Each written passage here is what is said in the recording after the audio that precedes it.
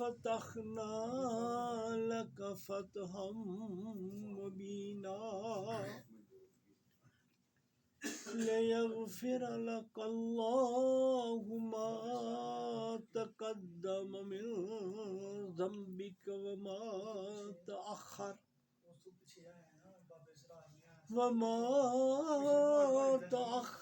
ويتم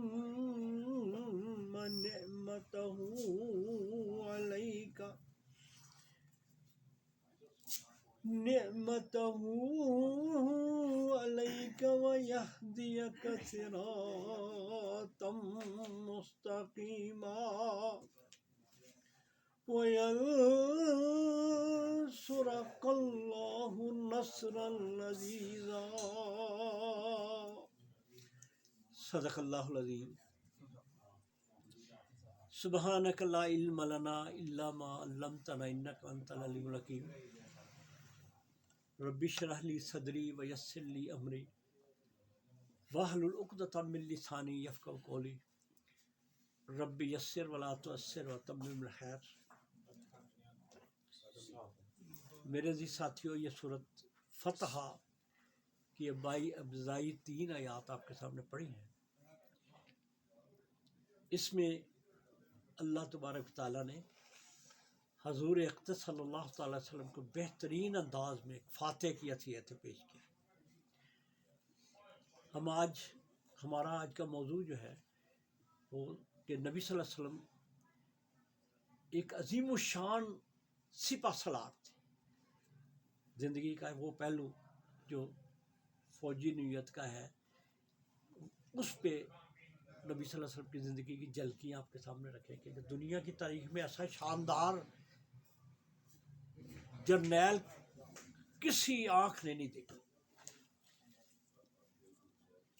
تو ترجمہ اس کا یہ ہے کہ اللہ تعالیٰ فرما رہے ہیں کہ انا فتحنا لک فتحا مبینا، کہ اے رسول اللہ محمد صلی اللہ علیہ وسلم، ہم نے تمہارے لیے ایک بہت ہی روشن فتوحات کا دروازہ کھول دیا. فتوحات کا دروازہ کھولا یعنی تم چونکہ ایک عظیم الشان جرنیل ہو، ایک عظیم الشان سپہ سالار ہو، اس لیے اللہ تبارک و تعالیٰ نے تمہارے زندگی کے ہر قدم پہ فتح لکھ دی ہے. فتوحات تمہارے قدم چومے گی. اگر اس کا ترجمہ کہ فتوحات تمہارے قدم چومے. لِيَغْفِرَ لَكَ اللَّهُ مَا تَقَدَّمَ مِن ذَنبِكَ وَمَا تَأَخَّرَ وَيُتِمَّ نِعْمَتَهُ عَلَيْكَ.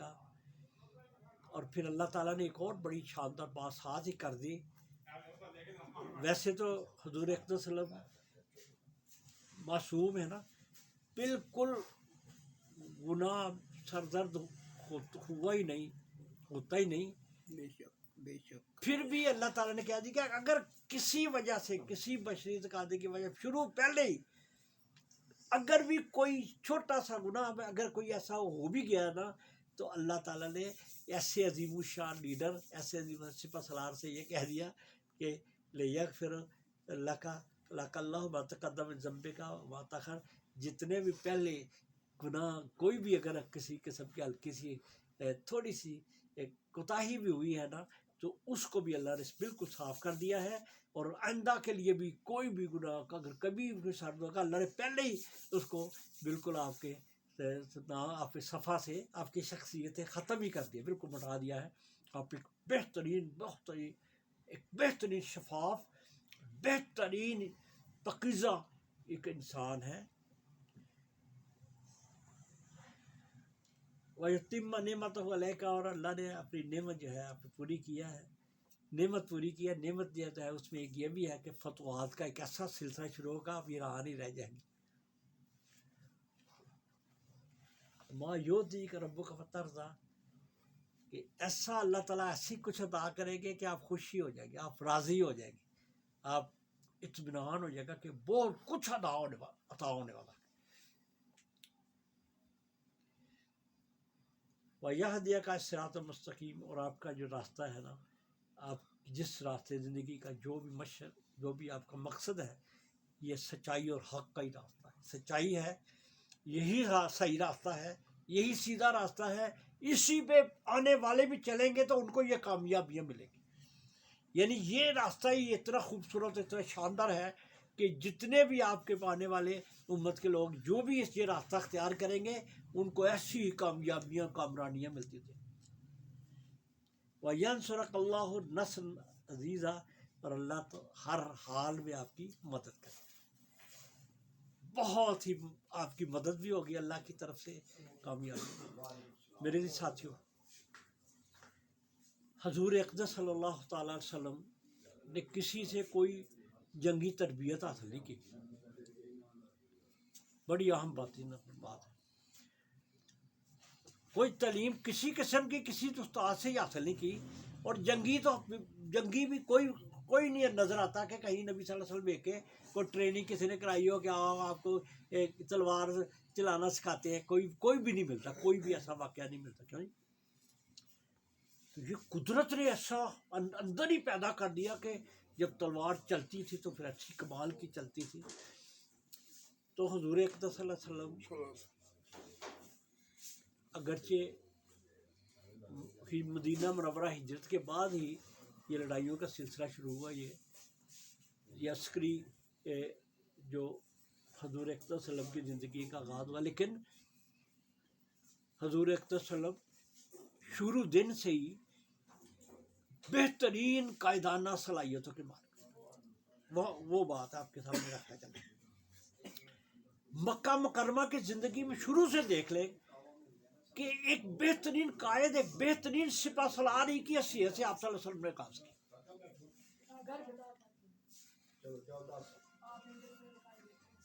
اللہ تبارک و تعالیٰ نے جب حضور اقدس صلی اللہ علیہ وسلم کو پہلا میسج دیا، سورۃ مدثر کی جو آیات دائیا یاد اتنی دیکھے ذرا کیسی کمال کی، وہاں سے ہی یہ کام جو ہے شروع ہوا. اللہ تعالیٰ یا ایھا المدثر، کہ اے اوڑھ کر لیٹنے والے، یعنی ایسے کاموں سے، ایسی ایکٹیویٹیز سے، ایسے معاملے سے جو انسانوں کو بنانے والا ہے. آپ تو ابھی تک اس میں نہیں تھے. آپ یا ایھا المدثر ہے، اوڑھ لپیٹ کے سونے والے، یعنی دنیا سے دور رہنے والے، دنیا سے بالکل تمہارا تعلق اتنا زیادہ نہیں تھا. تو اللہ تعالیٰ کہ یا ایھا المدثر قم فانذر. قم فانذر کا مطلب کیا ہے؟ کیسا کمال کا لفظ ہے. قم، کھڑے ہو جاؤ. ہم انگلش میں فوجی کو کیا کہتے ہیں؟ فوجی پہلا کام کیا ہوتا ہے؟ آپ بتائیے ذرا. نہیں ادھر پہلا کیا انگریزی میں کیا کہتے ہیں؟ بتائیے ذرا. اٹینشن. دیکھو کیسا کمال لفظ، اٹینشن. پہلے فوجی کو یہی تھا اٹینشن. اس سے صرف کھڑا ہو جاتا ہے اس طرح. نبی صلی اللہ علیہ وسلم یا ایھا المدثر قم. قم کا مطلب یہی، قم کا مطلب ٹینشن، بالکل تیار ہو جاؤ. فانذر، کہ اب تمہارا کام شروع ہو گیا کہ لوگوں کو ڈرانا ہے، لوگوں کو آخرت کے عذاب سے، اللہ کی ناراضی سے ڈرانا ہے. ربک فکبر، اور یہ بتا دیا، ایک میسج دے دیا کہ اب اپنے رب کی کبریائی کو بیان کرنا. یہاں سے کبریائی رب کی، یہ دیکھا نا کتنا زور والا لفظ ہے، زور والا. قم فانذر وربک، دیکھا یہ کوئی سست نہیں اٹھو اللہ اللہ کرو اس کو، یہ لوگوں کو لے آگے نہیں، اس طرح نہیں. طاقت ہے لفظ کیا تھا. قم فانذر وربک فکبر، اپنے رب کی کبریائی بیان کر. اب جس کی کبریائی بیان کرنی ہے، اب معاشرے نے تو اتنی آسانی سے تو نہیں نہ لینا. تو حضور اقدس صلی اللہ علیہ وسلم تیار ہو گئے، ٹینشن ہو. تو یہ ایک سپہ سالار کی زندگی کا جب آغاز ہوتا ہے نا، تو پھر وہ نبی صلی اللہ علیہ وسلم نے یہ 13 سال جو مکہ کی زندگی ہے نا، اس میں بھی پوری تیاری رکھی، پوری ذہن میں رکھا، پورا لوگوں کو تیار کیا.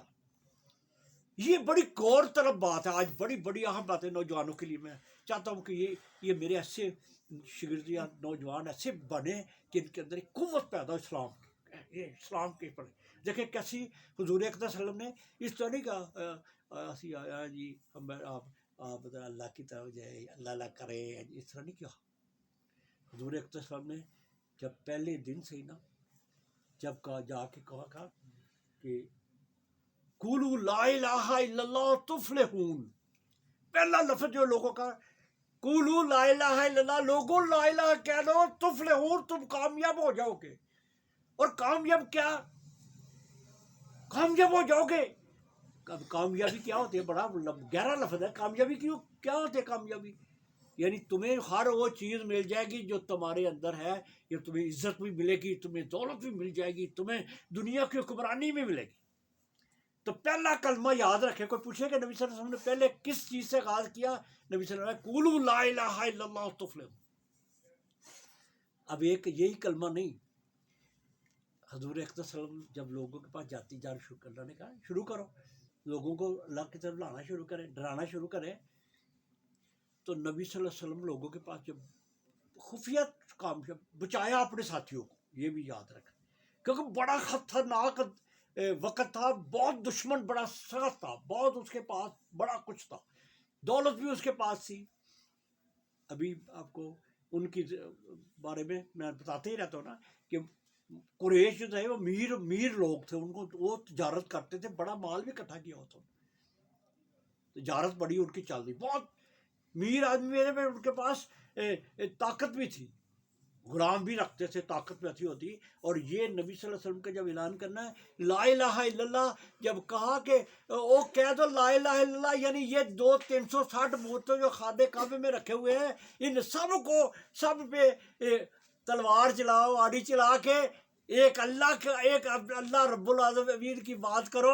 ایک کتنی مشکل بات تھی کہ ایک قدم برداشت کر سکتے تھے جو سینکڑوں سالوں سے بتوں کی پوجا کر رہے تھے، وہ ان کے لیے کتنے، تو یہ ایک قسم کی ایسی قوت ایسی پیدا ہو گئی کہ حضور اقدس صلی اللہ علیہ وسلم آہستہ آہستہ اپنے لوگوں کو خفیہ، پہلے 3 سال جو ہے یہ بھی ذہن میں رکھنا، 3 سال تک خفیہ طور پہ لوگوں کے پاس جاتا ہے، خفیہ یہ مان لے آؤ میں اللہ کا نبی ہوں، اور نبی صلی اللہ علیہ وسلم پہ اچھی روح جو تھی، اچھی سمجھدار اور ایمان لائیں، اور ایسی دیکھو کیسی یہ پاورفل چیز میں آپ کے سامنے رکھا ہوں کہ کوئی بندہ اس کے اندر اتنی طاقت ہوگی نا، تو ایسی جب ایمان لائے لوگ، پہلے 30 سال کے اندر زیادہ تر غلام اور کمزور لوگ ایمان لائے تھے، اور انہوں نے تکلیفیں دی۔ نبی صلی اللہ علیہ وسلم پہ ہاتھ اٹھانا ذرا تھوڑے سے احتیاط کرتے تھے قریش، نبی صلی اللہ علیہ وسلم بھی قریش سے تھے، اس کا بھی نبی صلی اللہ علیہ وسلم نے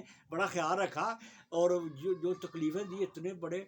اب دیکھیں بلال رضی اللہ عنہ کی میں نے بتایا کہ ان کو کولوں پہ اوپر چلتے، کولوں پہ پتھروں پہ گھسیٹتے، اور کتنی بڑی قوت تھی ان کے اندر ایمان کی پیدا کی۔ کس نے پیدا کی؟ نبی صلی اللہ علیہ وسلم نے، کہ اس تکلیفوں کے باوجود بھی وہ ڈٹ کے کہتے ہیں کہ اے امیہ تو میرے جسم کا مالک ہے۔ یہ کتنی بڑی بات ہے کہنے کی، امیہ کو کہتے ہیں او امیہ تو تیرے ساتھیوں تم میرے جسم کے مالک ہو سکتے ہو، کہ قانون کے مطابق وہ غلام تھا، اور غلام میں جسم میں اس کا، غلام کا کیا ہوتا ہے، غلام کا کیا ہوتا ہے کہ جسم کے مالک ہو سکتے ہو، میری روح اور میرا دل جو ہے میں نے اپنے رب کو دے دیا۔ کتنی بڑی طاقت پیدا کی، کس نے پیدا کی؟ حضور اقدس صلی اللہ علیہ وسلم کے تبلیغ نے، نبی صلی اللہ علیہ وسلم کی سرپرستی نے اتنی بڑی طاقت پیدا کی۔ اور حضرت عمار بن یاسر، حضرت یاسر اور ان کے کنبہ 2 بیٹے تھے، ان کے ایک بیوی حضرت سمیہ، اور یاسر ایک غلاموں کا خاندان تھا، 4 غلام تھے، ان پہ اتنا ظلم کرتے۔ دیکھیں نا کہ یہ کریکٹر کس طرح پیدا ہوئے، اتنا ظلم کرتے، اور انہوں نے اسلام کو نہیں چھوڑا۔ اور حضور اقدس صلی اللہ علیہ وسلم دور سے کہتے، دیکھو کتنا یہ کمانڈر کا کام ہوتا ہے حوصلہ دینا، کہتے یاسر یا آل یاسر وصبر، دور سے کھڑے ہو کہتے یا آل یاسر وصبر، اے آل یاسر تھوڑا صبر کر لو، تھوڑی دیر بعد ہے، انا معکم فی الجنہ، یہ ایک لفظ ایسا کمال کا ہے، یہ نہیں کہا کہ تم میرے ساتھ جنت میں ہوگے، یہ نہیں کہا، ایسی عظمت ان کو دی، ایسی قوت دکھا، انا معکم فی الجنہ، اور تم اتنے اعلیٰ ہو جنت میں، شور جانا ہے، میں بھی تمہارے ساتھ جنت میں ہوں گا۔ کیسی کمال کی بات۔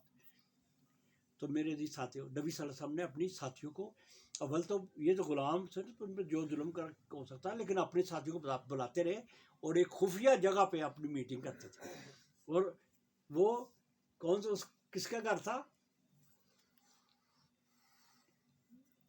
بیت الارقم کے نام سے وہ گھر ہے، اس کو بیت الارقم کے نام سے، تو دارالارقم تھا، دارالارقم یعنی ارقم من ارقم ایک صحابی تھے، ان کے گھر میں یہ ساری خفیہ رکھتے تاکہ نبی صلی اللہ علیہ وسلم نے بچا کے چلتے، بچا۔ پھر حضور اکرم صلی اللہ علیہ وسلم کی دیکھیں ایک لیڈر کی کتنی سوچ ہوتی ہے، یہ بھی دیکھیں ذرا،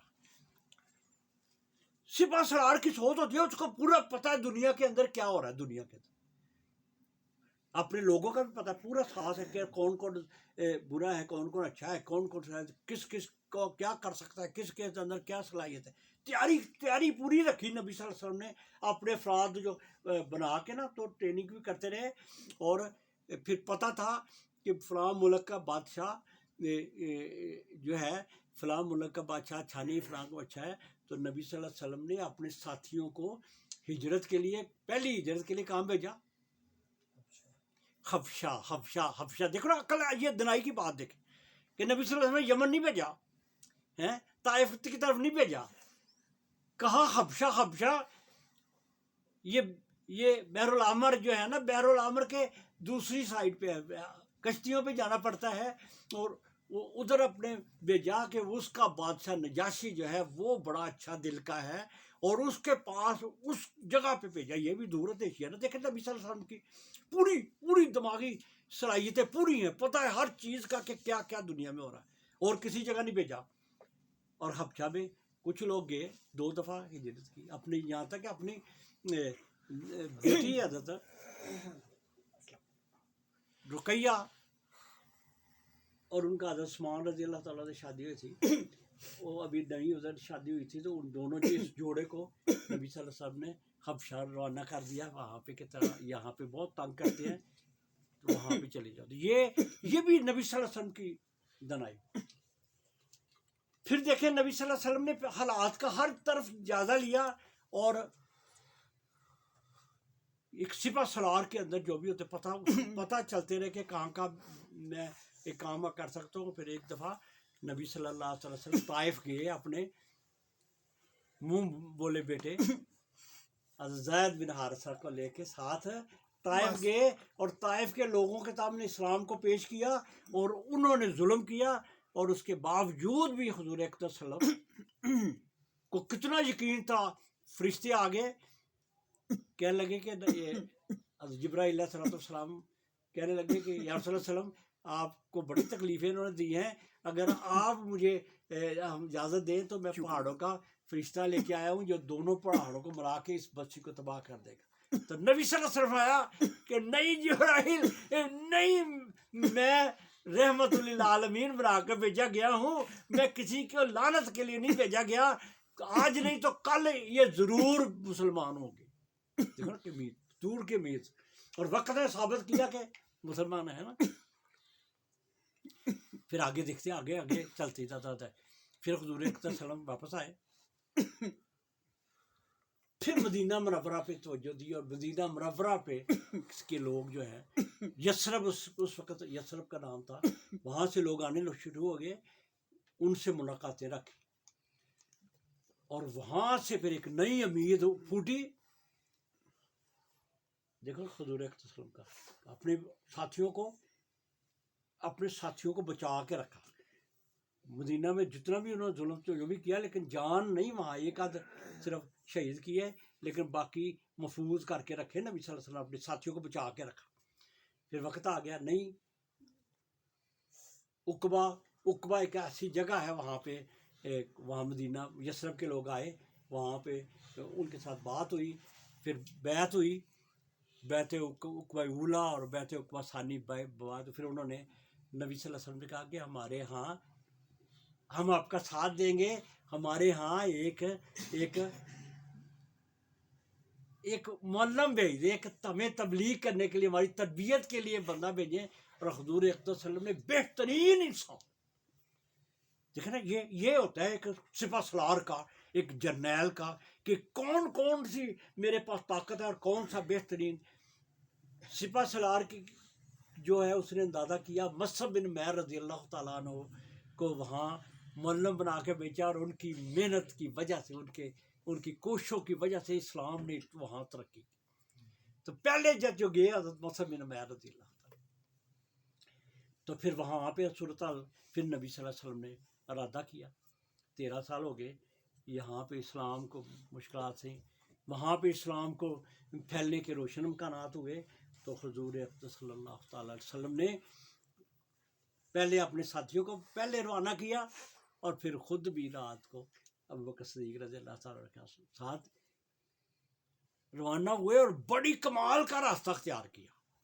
دیکھیں ہر چیز دیکھیں کون کہ وہ ایسا راستہ اختیار کیا جو، ورنہ تو دشمن تھے اور کچھ بھی کر سکتے. جب آدمی چھوڑ کے جا رہا تو چھوڑنے بھی نہیں دیتے تھے، یہ دیکھیں نا، جانے بھی نہیں دیتے.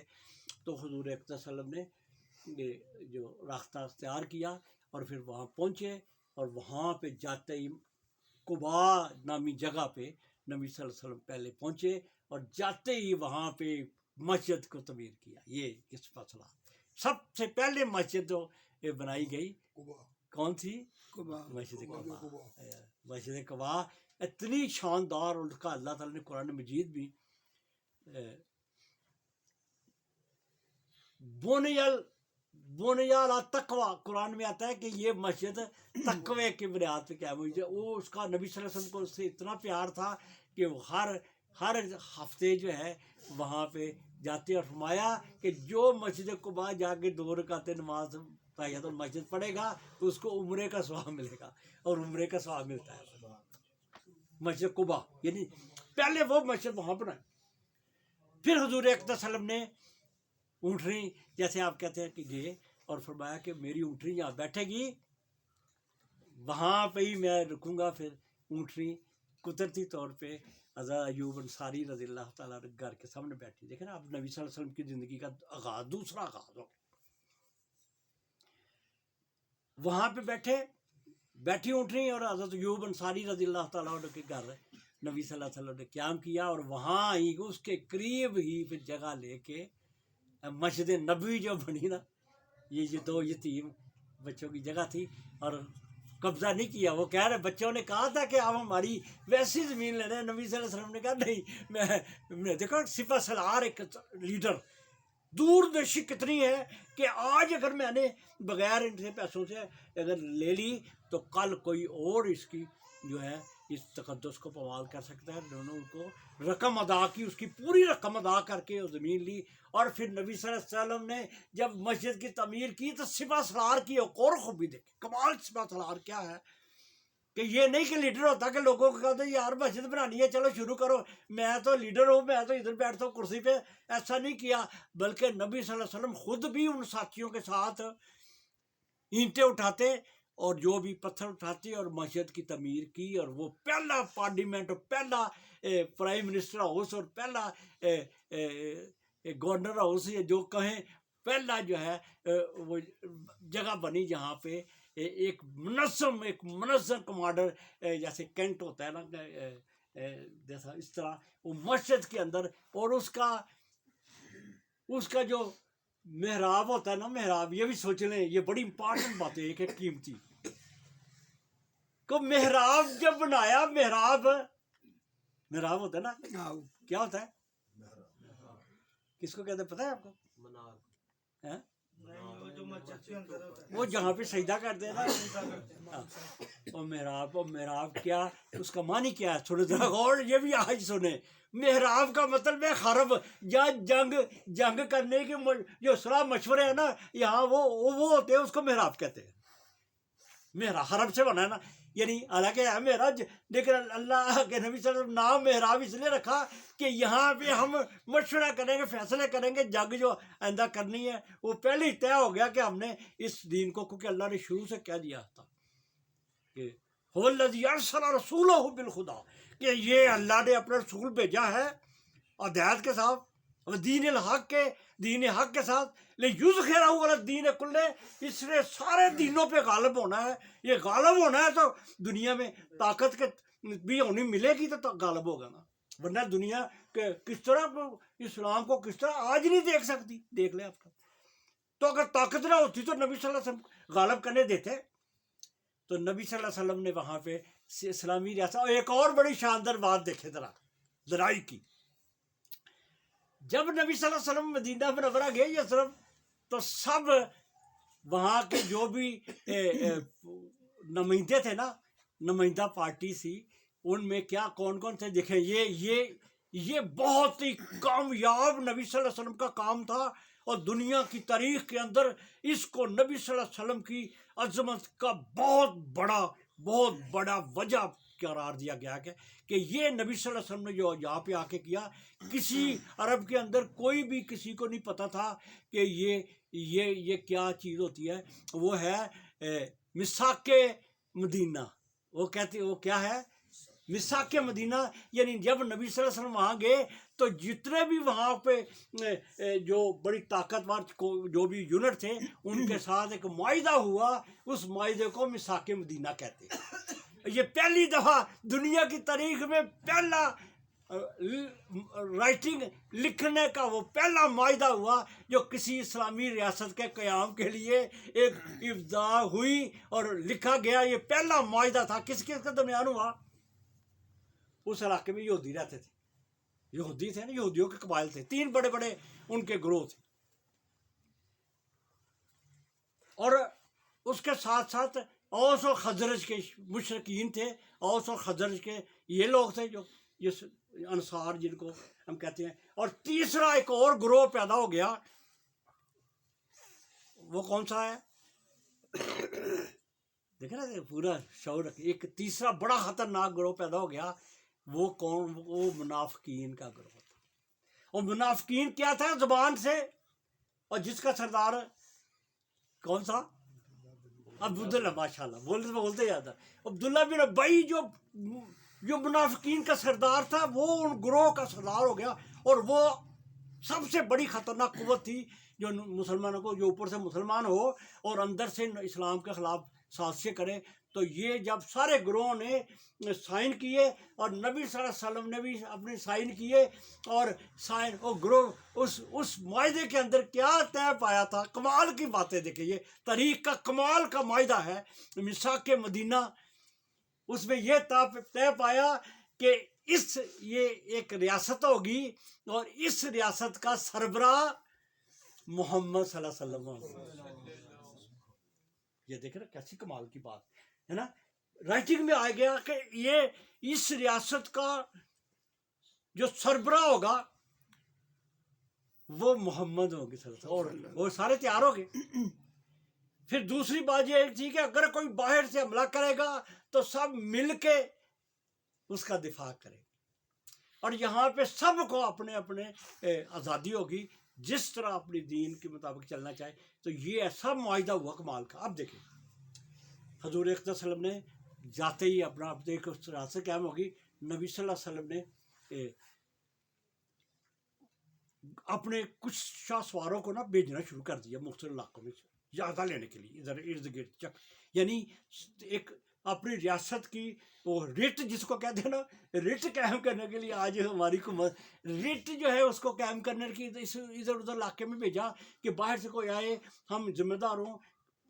اور پھر کیا ہوا کہ آہستہ آہستہ حضور اقدس صلی اللہ علیہ وسلم نے اپنی طاقت کا اظہار کرنا شروع کر دیا، طاقت کا۔ مشرکین مکہ ایک بات یاد رکھے کہ مشرکین مکہ نے ظلم کر کے سارے صحابہ کرام کو وہاں سے نکالا تھا نا، کوئی انہوں نے یہ نہیں کہا تھا کہ بڑا نبی صلی اللہ علیہ وسلم کے ساتھ انہوں نے بڑے کوئی احسان کیے تھے، دشمنی کی تھی، اور اب بھی دشمن تھے نا، تو ان کے خلاف کارروائی کرنا سیاسی اور اخلاقی طور پہ جائز ہے، کوئی نہیں اس کو کہہ سکتا۔ تو نبی صلی اللہ علیہ وسلم نے صرف چھیڑ چھاڑ کرنے کے لیے ذرا تھوڑا سا حالات کو اپنے حق میں کرنے کے لیے پتہ چلا کہ ابو سفیان جو سردار تھا قریش کا، مکہ کا، وہ ایک بہت بڑا قافلہ شام سے لے کے نا تجارت کا بہت بڑا، بہت مال تھا، بہت فائدہ مند مال تھا، اور مال سے ان کی جان تھی، ان کی تجارت تو مکہ کے لوگوں کی، وہ آ رہا ہے، اور حضور اکرم صلی اللہ علیہ وسلم نے اپنے بندے اور اپنے ساتھ کچھ بندے لے کے نا تو اس قافلے کی طرف جایا کہ تھوڑا سا پریشر ڈالا جائے تاکہ ان کو پتہ چلے کہ ہم بھی ایک ریاست ہیں، ہم بھی ایک طاقت رکھتے ہیں۔ ابو سفیان نے فوراً ہی پیغام بھیج دیا مشرک مکہ اس وقت اپنے اس کے علاقے میں کہ محمد صلی اللہ علیہ وسلم اپنے ساتھیوں کو لے کے ہم پہ حملہ کرنا چاہتے ہیں اور ہمارا مال لوٹنا چاہتے ہیں، حالانکہ نبی صلی اللہ علیہ وسلم مال تو لوٹنے نہیں گئے، لوٹنا چاہتے ہیں، لہٰذا میری مدد کی جائے۔ تو ابو جہل نے کو موقع ملا، ابو جہل اس وقت ابو سفیان سردار تھا، وہ تو باہر آیا ہوا تھا، اس کی جگہ ابو جہل جو ہے وہ سردار تھا، اس نے لڑائی کے لیے بندے اکٹھے کیے اور 1000 کا لشکر اور بڑی ساز و سامان کے ساتھ وہاں سے نکلا، اور گانے والیوں کے ساتھ، گانے والیوں کی اس طرح کہ ان کی مدد بتانے کے لیے، اور لوگوں کو مجبور کر کے لے کے نکلا، اور یہ بدر کے مقام پہ پھر پہلا مارکہ جو ہے اب سفر سالار ہے نا، نبی صلی اللہ علیہ وسلم نے حالانکہ ابو سفیان کے قافلے کو ہاتھ نہیں لگایا، وہ واپس چلا گیا، اس نے ابو سفیان نے پیغام بھی بھیجا ابو جہل کو کہ میرے قافلہ محفوظ آ گیا، وہ واپس آ جاؤ، کہ کہنے لگا نہیں ہم لڑ کے جائیں گے، اور ان کی مقدر اب لڑ کے جائیں گے۔ نبی صلی اللہ علیہ وسلم کے پاس 313 بندے ہیں اور اس کے پاس 1000 اور پورا ساز و سامان کے ہاتھ، یہ جنگ ہوئی، اور پھر جنگ نے یہ ثابت کیا کہ نبی صلی اللہ علیہ وسلم ایک بہترین سپاہ سالار، ایسی کمال کی جنگ لڑی، ایسا جگہ کا انتخاب کیا، ایسی شاندار طریقے سے ایسی جنگ لڑی کہ 313 جن کے پاس تلواریں بھی نہیں ہوتی، ان کو نبی صلی اللہ علیہ وسلم نے ایک ایسے انداز سے جنگ میں لگایا کہ دشمن کے 70 بہترین لوگ مارے گئے اور 70 قید کر لیے۔ اب دیکھیں نا فتح ہوگی، اور یہاں کہتے ہیں نبی صلی اللہ علیہ وسلم کو کہ بہترین، اور نپولین بوناپارٹ جو فرانس کا بہت بڑا جنرل ہے، نپولین بوناپارٹ، وہ کہتا ہے کہ میں نے جتنے بھی جنگ کے طریقے ہیں نا یہ نبی صلی اللہ علیہ وسلم سے سیکھے ہیں۔ نبی صلی اللہ علیہ وسلم نے پہلی دفعہ، کیونکہ جنگ باقاعدہ جنگ جو تھی دو ریاستوں کے دوران، پہلی جنگ تھی عرب کے اندر، پہلے نہیں ابھی ایسی ہوئی، اس میں جنگ میں نبی صلی اللہ علیہ وسلم نے صفیں بنائی، اور یہ صفیں آج تک بنا رہے ہیں، کہہ رہے ہیں کہ پہلی دفعہ صفیں محمد صلی اللہ علیہ وسلم نے بنائی تھی۔ آج بھی جو انگریز لڑائی لڑتے ہیں پھر بھی صفیں اسی طرح بناتے ہیں، اور کہتے ہیں کہ سب سے پہلے جو جنگ کا صحیح نظام اور صحیح طریقہ بتایا نبی صلی اللہ علیہ وسلم نے، صفیں بنا کے جنگ لڑی، کامیابی ملی، اور پھر اس میں اس کو جنگ کو اللہ تعالیٰ نے یوم الفرقان، وہ یوم الفرقان کے نام سے قرآن مجید کہ یہ جس نے حق اور باطل کا فیصلہ کیا۔ آگے چلتے جلدی میں اب مختصر اب آگے اگلے سال پھر اس جنگ کا بدلہ لینے کے لیے نا بدر میں ان کے بہت بڑے، اور 70 جو گرفتار ہوئے تھے ان سے پیسے لے کے ان کو وہ ایک بڑی اماؤنٹ مل گئی اسلامی ریاست کو، ہے نا، اور وہاں پہ استاد جو پڑھے لکھے تھے ان کو کہا اپنے بچوں کو پڑھائیں، تو یہ ایک بہت بڑا فائدہ ہوا۔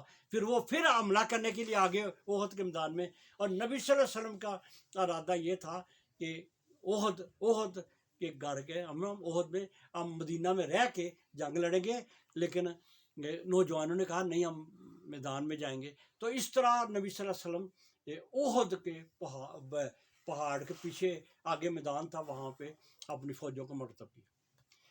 اب یہاں پہ نبی صلی اللہ علیہ وسلم نے دور اندیشی ایک سپہ سالار کی، نبی صلی اللہ علیہ وسلم آیا کہ ایک 50 تیر اندازوں کو وہ پہاڑی پتہ نا پہاڑی کا اس پہاڑی پہ کھڑا کیا اور کہا کہ اس جگہ پہ نہیں چھوڑنا، 50 تیر اندازوں کو